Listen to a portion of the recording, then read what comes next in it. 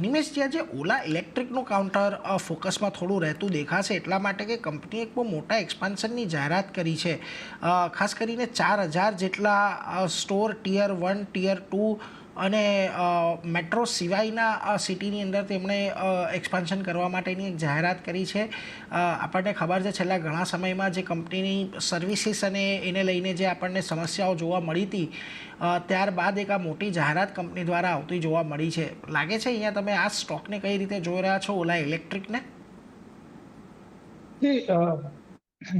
જે સેગમેન્ટની અંદર કંપની કામ કરે છે ઇલેક્ટ્રિક ટુ વ્હીલરની અંદર, ત્યાં અત્યારે આપણે જોઈ રહ્યા છીએ કે ડે બાય ડે કોમ્પિટિશન જે છે એ વધી રહી છે. તમે હમણાં જુઓ તો રિસેન્ટલી બજાજે નવી પ્રોડક્ટ લોન્ચ કરી ચેતકની અંદર, એક્ટિવાએ નવા 4 મોડલ લોન્ચ કર્યા, હીરો મોટોકોર્પ જે છે એ નવા અપગ્રેડેશન સાથે નવા પ્રોડક્ટ સાથે આવી રહી છે.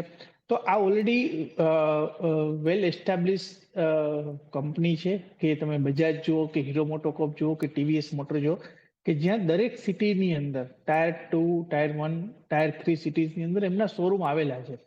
ઇવન હીરો મોટોકોર્પનું રૂરલ લેવલ પર પેનિટ્રેશન છે.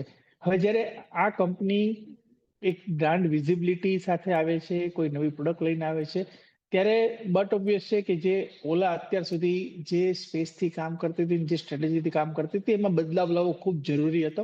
અને જો એ બદલાવ નહીં લાવત તો કદાચ એ માર્કેટની અંદર સસ્ટેન ના થાય.